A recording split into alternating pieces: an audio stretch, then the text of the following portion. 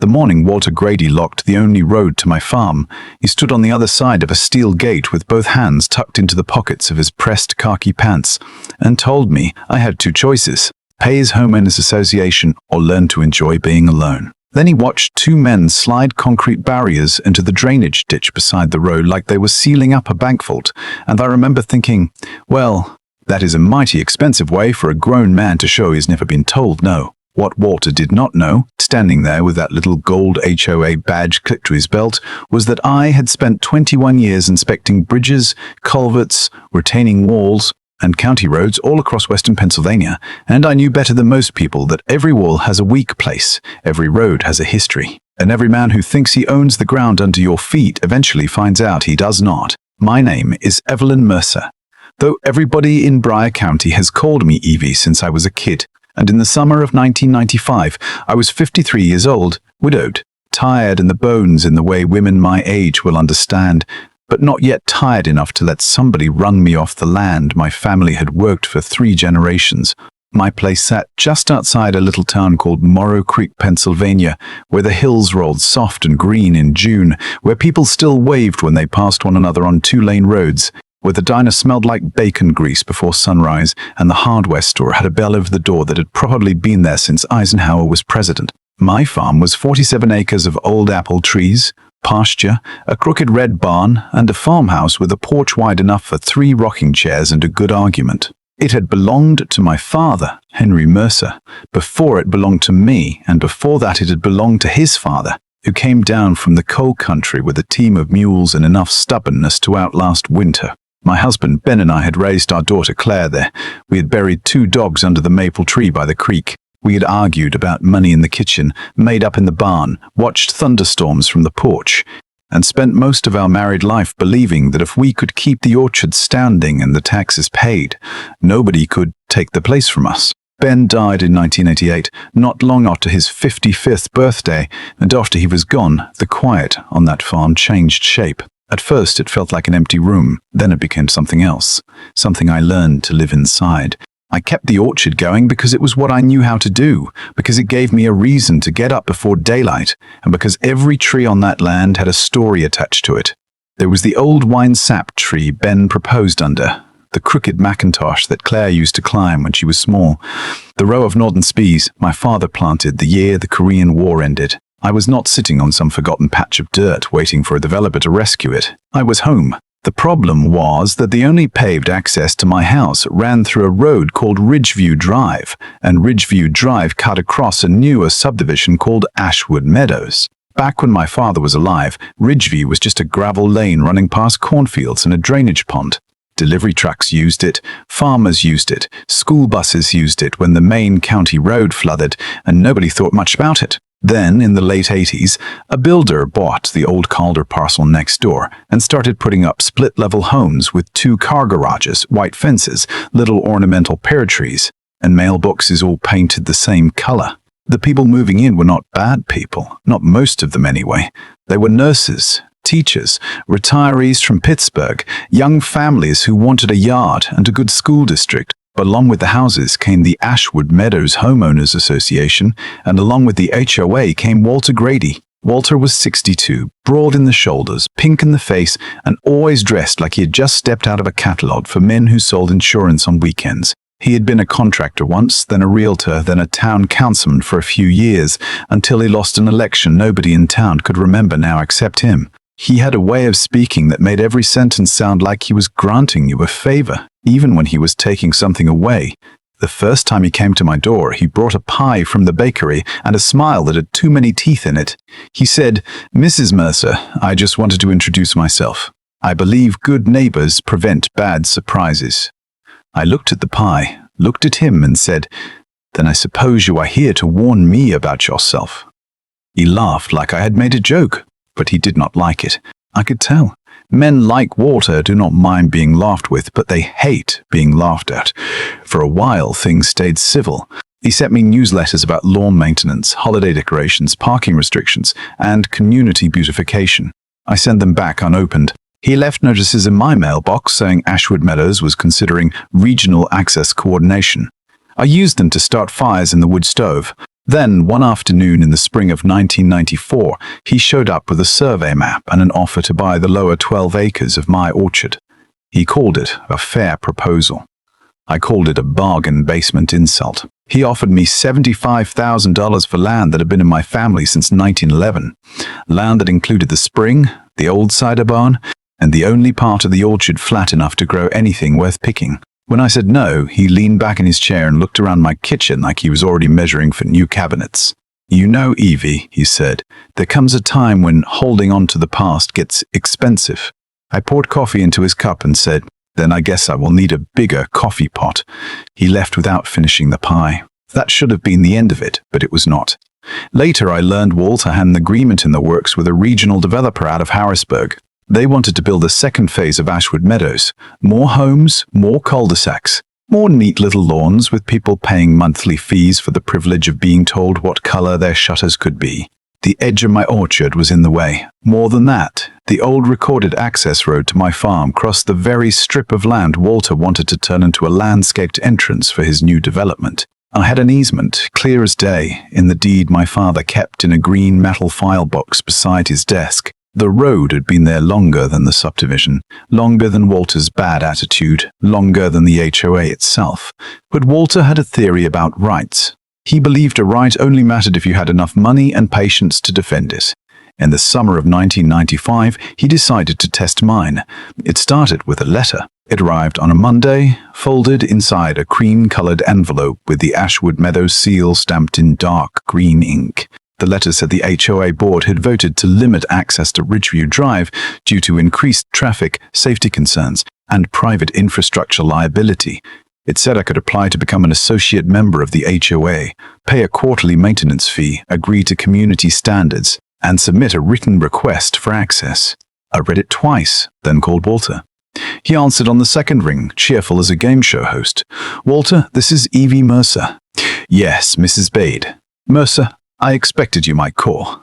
You expected me to call because you just sent me a letter telling me I need permission to drive to my own house." He paused, just long enough to enjoy it. "No, Evie.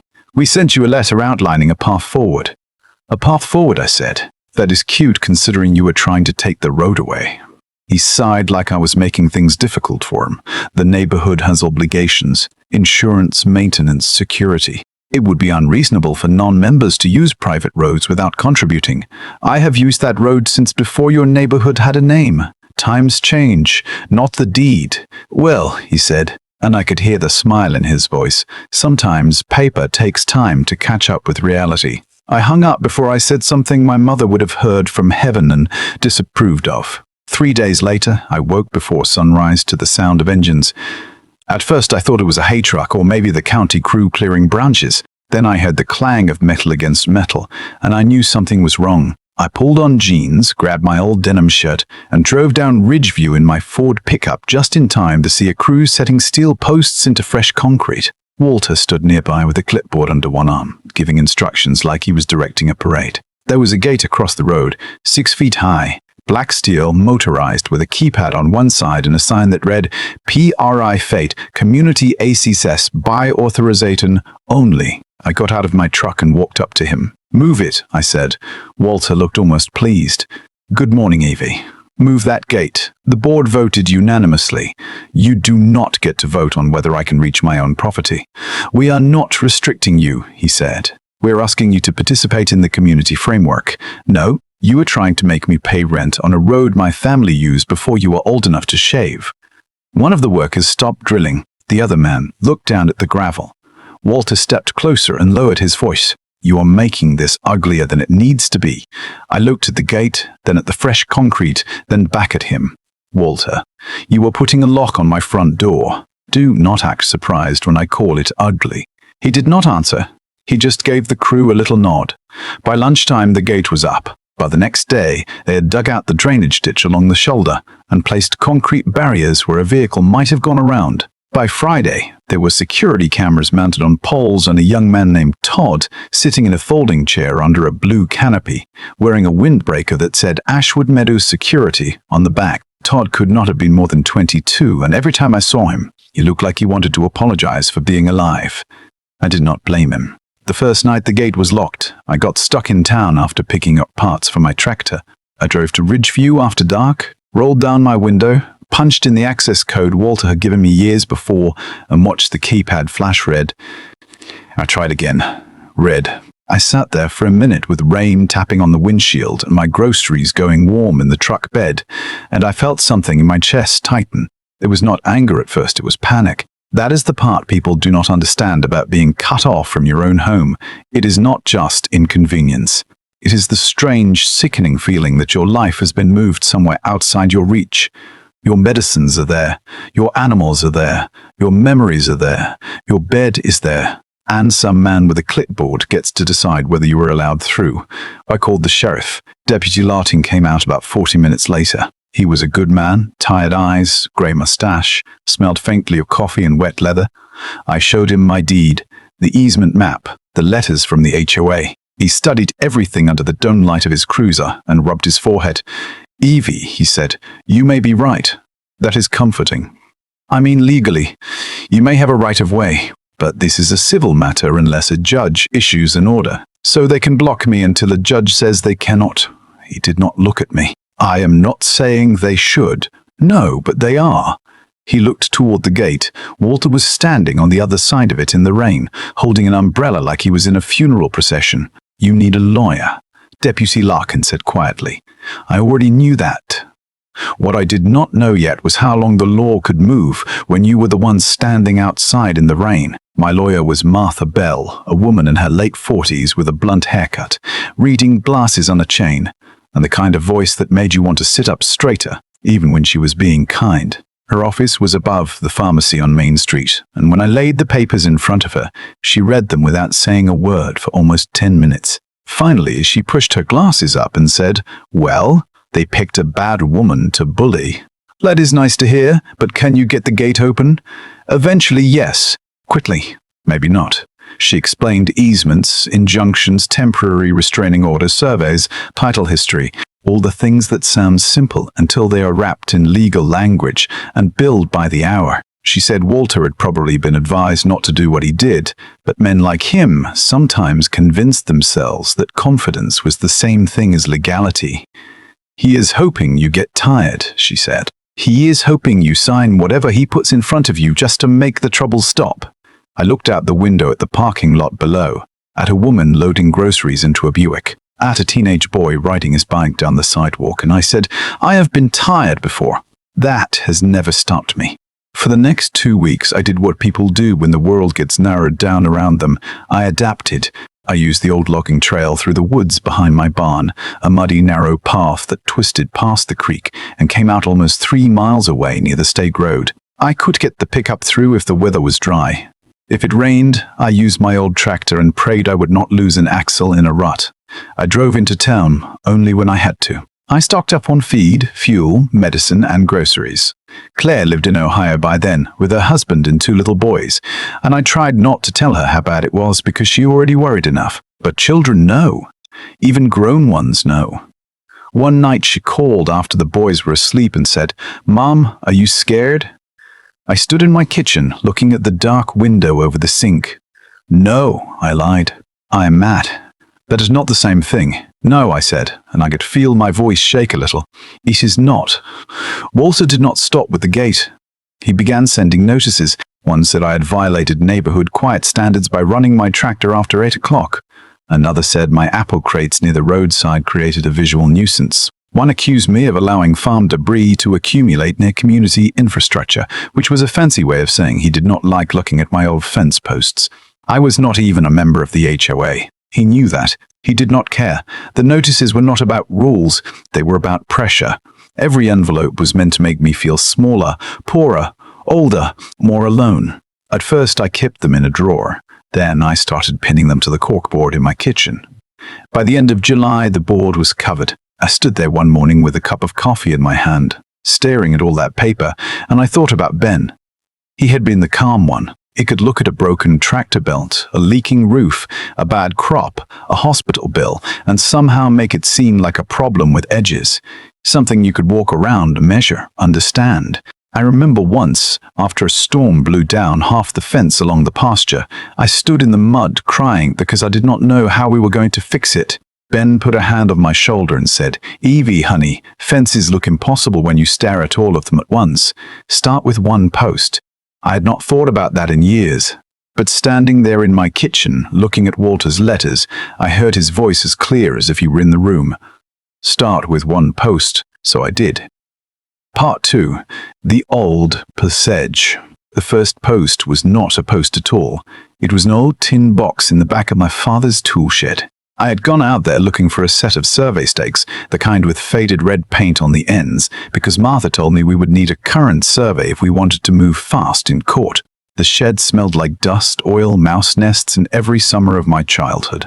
I moved old coffee cans full of bolts, a broken lantern, a stack of seed catalogs from 1972, and finally found the green metal file box my father used to keep locked. The key was still taped under the bottom shelf because my father trusted nobody except himself, and apparently also trusted nobody to look under a shelf. Inside were tax records, insurance policies, receipts from tractor repairs, my parents' marriage certificate, and a thick envelope tied with twine. The envelope had my grandfather's name written on it in blue fountain pen, H. Mercer Land, and Access Papers 1911 to 1949. I sat down right there on the shed floor and opened it. There were maps, old legal descriptions, yellowed correspondence, and one hand-drawn survey that showed something I had never paid attention to before. At the far end of my orchard, near the creek bank behind the old cider barn, there was a line marked Mercer Service Passage. It ran under what used to be the Pennsylvania Central Rail Spur, then crossed beneath the current edge of Ashwood Meadows, and came out near an old county maintenance lane on the other side of Ridgeview Drive. I stared at it for a long time. I remembered hearing about that passage when I was a kid. My grandfather had used it to move apple wagons under the rail line back when trains still carried freight through Morrow Creek. Later, after the rail spur was abandoned, the tunnel had been used as a drainage culvert and storage passage. My father sealed the entrance in the late 60s after a flood filled it with mud. I had not thought about it since. I had not even been sure it still existed. But there it was on the map, recorded, surveyed, described in handwriting older than my mother. A stone-lined passage 12 feet wide running 78 yards from the old cider barn to a strip of county property beyond the subdivision. It did not pass under Walter's Road. It passed beneath a section of old rail bed that had been graded over before Ashwood Meadows was built. That mattered. It mattered a whole lot. I brought the papers to Martha the next morning. She read them twice, then called a title researcher in Pittsburgh, then a surveyor, then someone in the county engineering office. By noon, she had the answer. The passage was real. It was still legally tied to my property. It was not part of the HOA. It had never been surrendered. And because the county maintenance lane on the far side connected to State Route 61, restoring it could give me another way in and out. Martha leaned back in her chair and smiled for the first time since I had met her.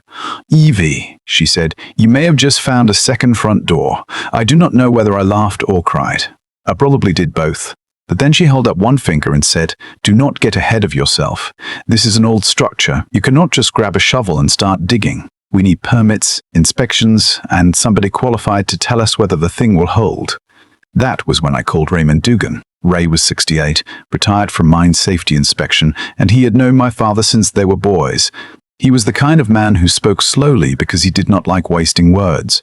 He came out to the farm 2 days later in a rusted Chevrolet pickup with a thermos of coffee and a toolbox big enough to hold a small engine. We found the old entrance behind the cider barn, half buried under dirt, weeds, and collapsed boards. Ray stood there for a while, hands on his hips, looking at the ground. Then he said, "Well, I will be damned. Your granddad built himself a little piece of history." We spent the afternoon clearing brush. Under the weeds we found stonework, solid grey field stones stacked in an arch, blackened in places from old lantern soot. The entrance was sealed with rotted timbers and packed earth, but the arch itself was still there. Ray tapped the stones with a hammer, listened, checked the ground above, then crawled through a narrow opening with a flashlight and came back out 20 minutes later, covered in mud and smiling like a boy who had found buried treasure. "It is not pretty," he said, "but it is there." "Can it be fixed?" I asked. He looked at me. With enough money, enough patience, and enough sense not to get anybody killed, yes.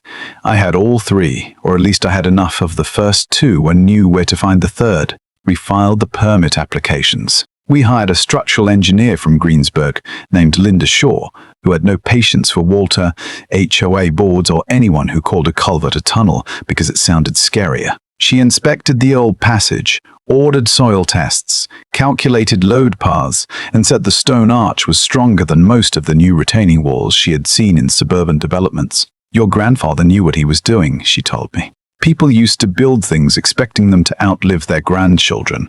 I said, that sounds like a compliment and an insult at the same time. She nodded. It is. We started work quietly, not because we were doing anything wrong, but because I had already seen what Walter did when he thought he could control a situation. Ray brought in two men he trusted, brothers named Paul and Vince Mullen, who had worked on bridges and drainage systems for the county. My nephew Danny came down from Erie on weekends, thin as a fence rail and eager to prove he could do something useful with his hands. My neighbor Leela Boone showed up with sandwiches and coffee, then stayed to help shovel dirt into wheelbarrows because she said her husband had died 10 years earlier, and she had not had a good reason to be mad at anything in a while. We worked before sunrise and after sunset, under floodlights and mosquito clouds, moving mud that had been sitting there since Lyndon Johnson was president. The passage was not some secret underground highway. It was damp, narrow, cold, and smelled like wet stone. There were old railroad spikes stuck in the walls, broken bottles from decades ago, a rusted milk can, and once, a dead raccoon that made Danny swear so loudly, Leela nearly dropped the thermos. But every day, it became a little more real. We removed collapsed earth. We reinforced the weak sections. We installed new drainage pipe, gravel, treated timber braces, and low utility lights. We made sure it was safe enough for a pickup, then safe enough for an ambulance if it ever had to be. That last part mattered more than I could have known. Walter, meanwhile, kept pacing around his gate like a rooster guarding a feed bin. He had not yet heard about the passage, though I am sure he sensed something had changed. Bullies always do. They can feel when fear stops working. He started coming to the gate more often, standing there whenever I rode by on the tractor trail. Sometimes he would call out from behind the bars, "How long do you think you can keep this up, Evie?" I would keep driving. One afternoon, he walked down the trail until he reached my property line. I was fixing a fence near the pasture, and I saw him standing there in his good shoes, trying not to step in the mud. "You are making a mistake," he said. "That depends," I said. "Are you here to sell me the orchard again?" His face tightened. "I am trying to prevent you from ruining your own life over pride." I leaned on the fence post driver. "Walter, you built a gate across the road to my house. Because you would not cooperate. No, because I would not obey." He looked toward the farmhouse. "This place is more trouble than it is worth. You are alone out here. You know that." That line landed harder than I wanted it to. He saw it in my face, and for a second he looked ashamed. Just for a second. Then it was gone. "Sell the lower acreage," he said. "Take the money. Move somewhere easier. You do not have to make this into a war." I looked at him standing there in the grass, 50 feet from the orchard where my husband had taught our daughter how to ride a bike, and I felt something settle inside me. "Walter," I said, "you made it a wall the moment you decided being alone meant being weak." He left without saying goodbye. The worst night came in August. It had been raining for 3 straight days, one of those summer storms that made the creeks rise, brown and fast, and turned every dirt road into soup. Around 9 o'clock, Lila called me. Her voice was shaking. Her brother-in-law, Frank Boone, had collapsed at her house on the far side of the old logging trail. He was 69, had heart trouble, and could barely breathe. She had called 911, but the ambulance was stuck at the gate. Walter's security guard was not there. The access code had been changed again, and the ditch along the road had filled with water. The paramedics could not get through. I grabbed my keys, ran outside, and drove the pickup down to the barn. The passage was not fully finished, not officially open, but Ray had cleared enough of it that a small utility vehicle could make it through if the ground held. I called him on the phone, woke him out of bed and said, "Ray, I need you." He did not ask questions. He just said, "Give me 15 minutes. I met the paramedics near the barn, 2 young men soaked to the skin, carrying equipment bags through the rain. One of them looked at the dark mouth of the passage and said, "Mum, "Are you telling me this goes onto the hill?" I said. "I am telling you it comes out on the other side, and it is the fastest way we have." Ray arrived, checked the supports, and looked at me. "One vehicle at a time," he said. "Slow." We loaded the equipment into my old farm utility cart, the kind with a flatbed and bare brakes, and I drove through that wet stone passage with a paramedic behind me holding onto a bag of oxygen and rainwater dripping down the back of my neck. I have never forgotten the sound of the tires grinding over gravel, the low hum of the lights, the way the walls seemed to breathe around us. On the far side, we came out beside the county maintenance lane, then cut through the backfield to Lila's place. Frank was on the kitchen floor, pale as paper, Lila kneeling beside him with both hands clasped so tight her knuckles had turned white. The paramedics worked fast. I got him breathing. They got him into the ambulance once the county crew found another way around. He lived. It took him months to recover, but he lived. The next morning, Martha came out to my farm carrying a folder full of papers. I told her what happened. She did not say anything for a long time. Then she looked toward the locked gate, where Walter had hung another sign about private access, and she said, "Well, he just made our case a lot clearer." The ambulance report showed delays. The 911 long log showed the gate had blocked the normal route. The sheriff's deputy wrote down everything he saw. Even Deputy Larkin, who had tried to stay neutral, came by later and said, "Evie, I cannot tell you how to run your property, but that gate is becoming a danger." I said, "It was always a danger. It just took somebody nearly dying for people to notice." After that night, work on the passage changed. It was no longer just my escape route. It was an emergency access lane. The county inspector came out. The structural engineer came back. We widened one section, improved the drainage, added reflective markers, and made sure a standard ambulance could get through in an emergency. It cost me more than I wanted to spend, but I had spent money on worse things in my life, including a refrigerator that died 2 weeks after the warranty expired, and a wedding dress my daughter never liked. By the first week of September, the passage was ready. I did not tell Walter. I did not tell anybody who did not need to know. But I did tell Danny to bring his VHS camcorder. He had one of those big black ones you held on your shoulder, with a battery pack the size of a brick, and a little red recording light that made people nervous. He asked why. I said, because some moments should be remembered exactly as they happened. We picked a Thursday morning just after dawn. Walter always made his little inspection walk around 7:15. He would drive up in his maroon Lincoln, check the landscaping, talk to Todd, complain about something, and stand at the gate like a man checking the locks on a jail. I parked my truck at the entrance to the old passage before sunrise. The truck was a 1978 Ford F-150, faded blue, with a dented tailgate and a radio that only picked up 2 stations clearly. Ben bought it used in 1982, and I had kept it running ever since out of habit and spite. Ray stood beside me with a flashlight. Danny had the camera. Lila was there too, leaning on a cane, pretending she had only come to bring coffee. I looked into the passage, at the lights glowing weakly along the stone walls, and felt my stomach turn. I was not afraid the truck would not make it. I trusted the work. I was afraid of what it would mean if it did, because once I drove through that passage, there would be no going back to pretending this was a misunderstanding between neighbors. It would become a fight in the open. Ray must have seen it on my face. He tapped the hood of my truck and said, "Evie, you ready?" I looked at the old orchard behind me, at the first light coming over the hills, and said, "No, but I am going anyway." I put the truck in gear and drove into the dark. The sound changed the moment I crossed inside. Outside there were birds, crickets, morning wind. Inside there was only the engine, the tires, the steady drip of water somewhere in the walls. I moved slow. The passage curved slightly, then straightened. My headlights reached forward into the damp air. The stone arch held above me, quiet and solid. I thought about my grandfather moving wagons through there almost a century earlier. I thought about my father sealing it off because he did not need it anymore. I thought about Ben telling me to start with one post. Then I saw daylight ahead.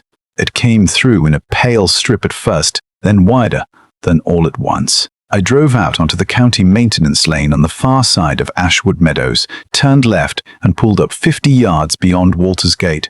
Right on time, his maroon Lincoln rolled up. He got out with his clipboard, looked at the gate, looked at the ditch, looked at Todd, then turned his head and saw me leaning against my truck on the other side. I have replayed that moment in my mind 100 times, and I still cannot describe it without smiling.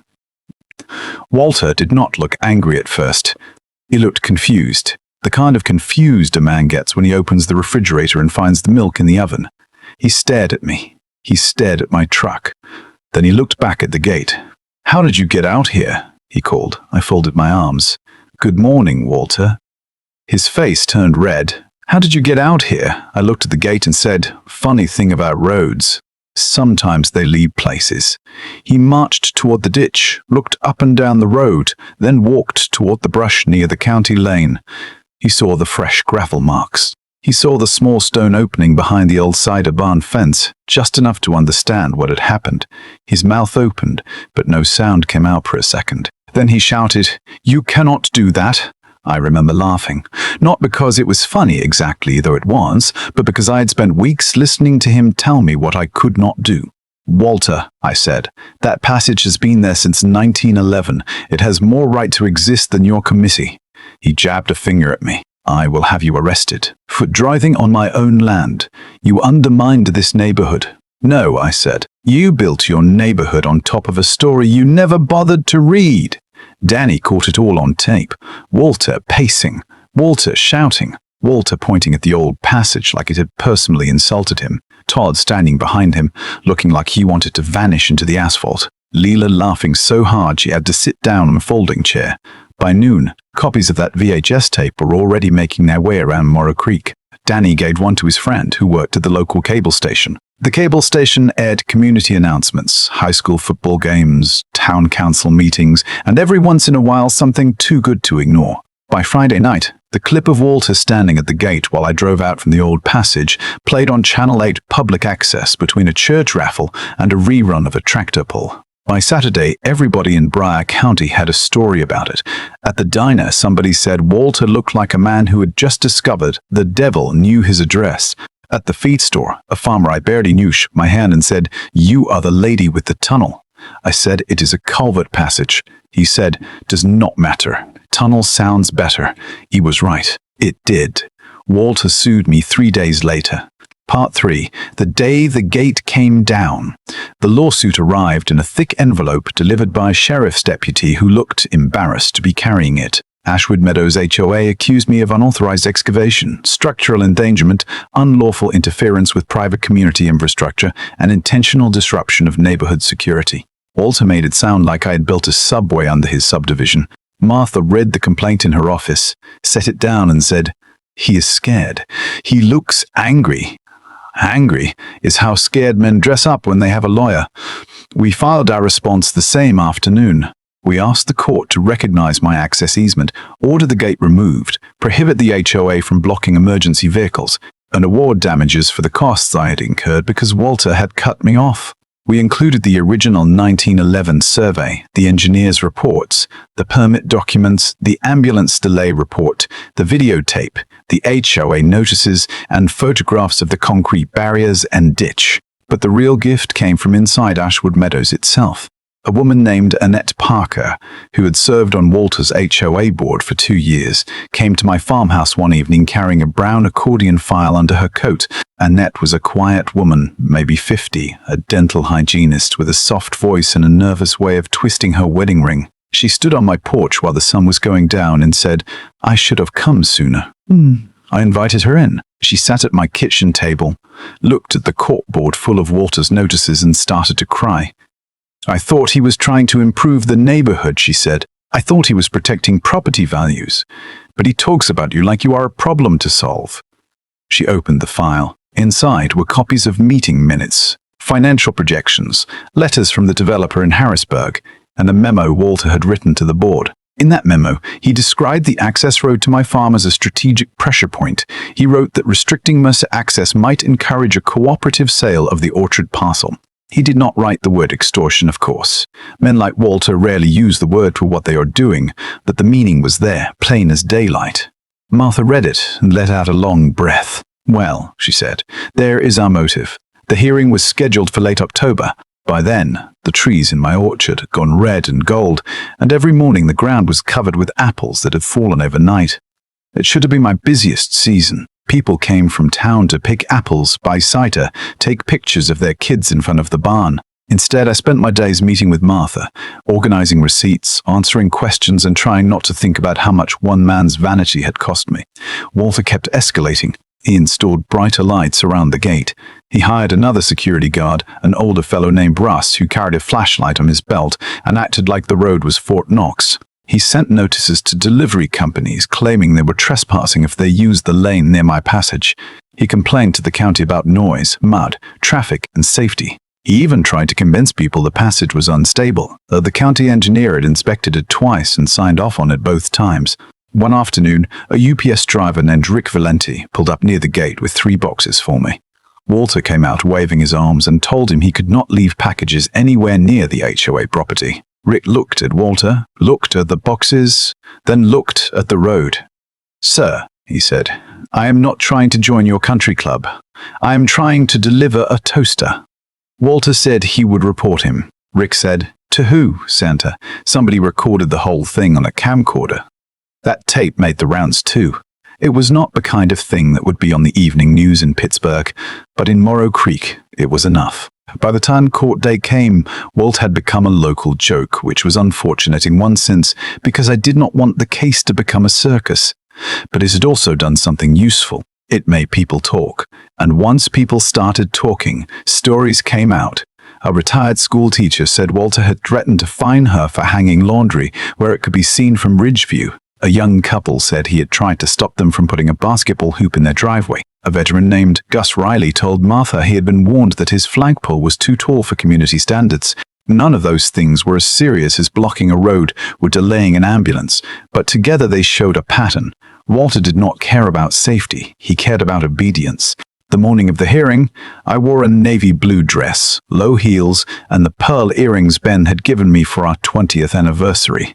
I almost wore pants, but something in me wanted to look like the woman Walter had underestimated from the beginning. Not a farmer in muddy boots, not a widow alone on a hill, not a stubborn old lady he could push around. Just Evelyn Mercer, property owner, taxpayer, and, as Martha said while straightening the collar of my coat, a very inconvenient citizen. The courthouse in Morrow Creek was an old brick building with high windows, wooden benches, and a clock that always ran 4 minutes slow. Outside, a few reporters from the county paper waited on the steps. They asked if I regretted reopening the passage. I said, I regret that I had to. One of them asked if I had anything to say to Walter Grady. I thought about it, then said, I think he has heard enough from me already. Inside, Walter sat at the other table with his lawyer, a man from Pittsburgh named Richard Fenn, who had slicked back hair and the look of someone who billed people for breathing near him. Walter wore a grey suit and a red tie. He would not look at me. That was new. For months he had stared me down from behind a gate. In court, with no fence between us, he kept his eyes on the table. The judge was Harold Sweeney, 70 years old, sharp as a tack, known around Bryan County for disliking theatrics and loving paperwork. That was good for us because we had paperwork. The HOA went first. Richard Fenn argued that Ashwood Meadows had a responsibility to protect residents, preserve private roads, limit liability, and prevent unsafe construction. He called the passage a reckless excavation. He described me as a landowner who had ignored community safety and created a dangerous underground route near a residential development. At one point, he used the phrase subterranean access structure 3 times in one paragraph, and I could see Judge Sweeney trying not to smile. Then Martha stood. She did not raise her voice. She never had to. She laid out the history of my property, the recorded easement, the original road use, the legal status of the old passage, the permits, the engineering reports, and the exact dates Walter began restricting access. She put the 1911 survey on a large easel. She put the gate photographs beside it. Then she held up Walter's memo. This case, she said, is not about safety. It is not about safety. It is not about community standards. It is not about a tunnel. It is about whether a homeowners association can use a road as a weapon to force a landowner into selling property she does not wish to sell. The room went quiet. When I took the stand, Martha walked me through everything. She asked about my family, my farm, the access road, the gate, the notices, the night Frank Boone needed help. I tried to stay calm. I answered each question plainly. But when she asked what it felt like to stand outside that locked gate after dark, I had to pause. I looked at the judge, then at the people sitting in the gallery, then at Walter. It felt I said, like somebody had decided my home belonged to them more than it belonged to me. I heard somebody behind me sniffle. Walter's lawyer cross-examined me for almost an hour. He asked why I had not joined the HOA. I said, because my property was not part of the HOA. He asked why I had not accepted Walter's offer. I said, because I did not want to sell. He asked if I had considered that my farm traffic affected the neighborhood. I said, my farm has been there since 1911.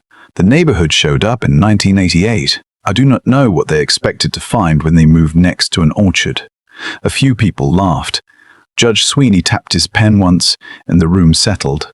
Then Walter took the stand.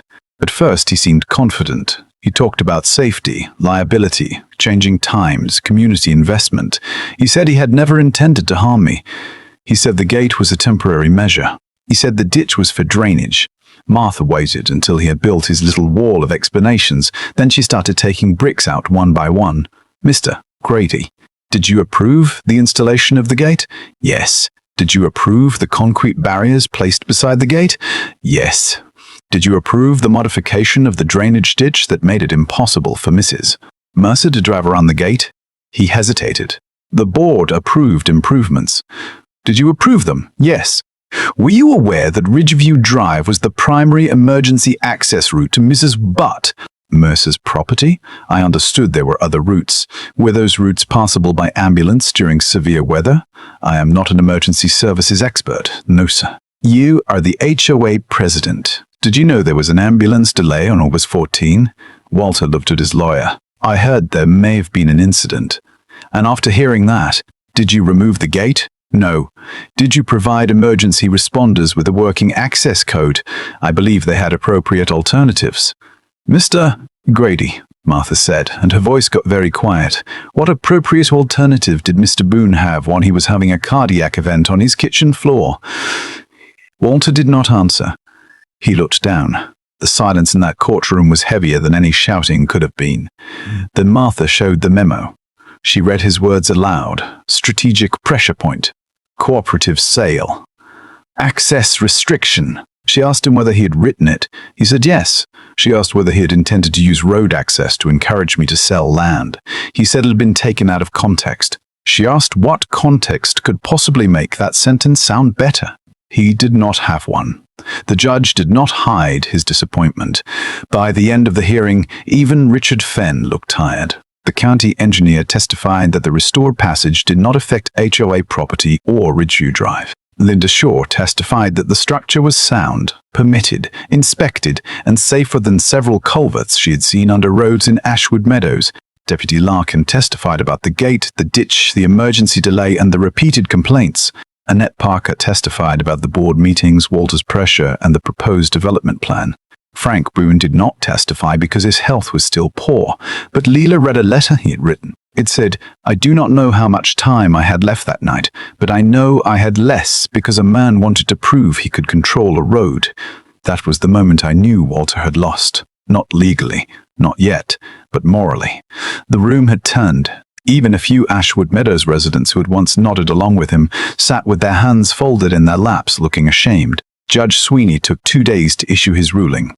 Those 2 days felt longer than the whole summer. I went back to the farm, picked apples, cleaned the barn, checked the fence, and tried to live like nothing was hanging over me. On the second afternoon, I sat on the porch with a cup of tea and watched leaves drift across the yard. I thought about how easy it would be to let anger become my whole life. I thought about Walter, too. I did not forgive him. I was nowhere near that noble. But I understood something about him by then. He had spent years building a little kingdom because the rest of his life had not turned out the way he wanted. He had lost business, lost elections, lost whatever part of himself could accept being ordinary. And instead of learning humility, he had decided control was the next best thing. That did not excuse him. It just made him sadder than I had first believed. On Friday morning, the court clerk called Martha. She called me 10 minutes later. I was in the barn trying to convince a goat named Lucy not to eat a bucket handle. Evie, Martha said, and I could hear the smile in her voice. We won. I sat down on an overturned feed bucket. Tell me. The court recognized my recorded easement. It ordered the HOA to remove the gate, barriers, and obstruction within 30 days. It prohibited the HOA from interfering with my access. It required them to provide unrestricted emergency access across Ridgeview Drive. It found that Walter and the board had acted in bad faith, had knowingly interfered with my property rights, and had created an unreasonable safety risk. The HOA was ordered to pay my attorney fees, reimbursement for the emergency access work, and damages for the losses I had suffered during the blockade. Walter was not fined personally by the court, but the ruling named him directly, and that was enough. In a small town, being named in a court order is not like being named in a newspaper. It is worse. People remember it at church, at the grocery store, at the hardware counter, at Thanksgiving dinner, and every time they see you in a parking lot. The gate came down 3 weeks later. I made sure I was there. Not because I wanted to gloat, though I will admit I was not above enjoying the moment, but because I wanted to see it with my own eyes. The county crew arrived with a cutting torch, a flatbed trailer, and a bulldozer. The same steel gate Walter had watched go up with that smug little smile was cut loose from its posts in less than an hour. Sparks flew into the cold November air. The concrete barriers were lifted out, the ditch was filled and graded, the road opened up. Plain and ordinary again, like it had been waiting all along for somebody to stop pretending it belonged to one man. People gathered along the roadside. Not a huge crowd, just neighbors, farmers, a few Ashwood Meadows residents, some kids home from school, Lila in her winter coat, Ray with his hands in his pockets, Danny filming on his camcorder because he said the ending deserved to be recorded too. When the last piece of the gate was loaded onto the trailer, somebody clapped. Then somebody else did. Soon the whole little crowd was applauding. It was not loud or wild. It was better than that. It sounded like relief. Walter did not come out of his house. I heard later that he watched from behind the curtains. A month after the ruling, Ashwood Meadows held an emergency election. Walter lost his position as HOA president by a margin so wide that even his lawyer could not have explained it away. Annette Parker resigned from the board, and a retired school principal named Gloria Mills took over. Gloria came to my house with a pie, which made me laugh because apparently all peace negotiations in Bryan County involved baked goods. She stood on my porch, nervous as a teenager, and said, "Mrs. Mercer, I cannot undo what happened, but I can make sure it does not happen again." I said, "Then start by calling me Evie." She nodded. Evie. Over time, the people in Ashwood Meadows changed too. Some apologized, some did not. A few still believed Walter had been treated unfairly, that he was only trying to protect their property values, that I had embarrassed him by letting the video get around town. Maybe they had a point about that last part. Maybe I could have kept it quieter. Maybe I did enjoy seeing him humbled, more than I should have. I'm not going to sit here and tell you I was above every ugly feeling. I was angry. I was lonely. I was tired of being treated like a problem because I would not disappear politely. There were days I wanted Walter to feel exactly what I had felt at that locked gate, small and trapped and powerless. But anger has a way of overstaying its welcome if you let it. The first spring after the ruling, I opened the orchard for pick-your-own apples again. Families came out with paper bags, kids ran between the rows, somebody brought a radio and played old country songs near the barn. Claire came from Ohio with the boys, and the younger one asked if he could see the old passage. I took him down there just before sunset. The entrance was clean now and marked with a small wooden sign that said Mercer Passage, 1911. I had considered calling it something clever, something that would make people laugh at Walter, but I did not.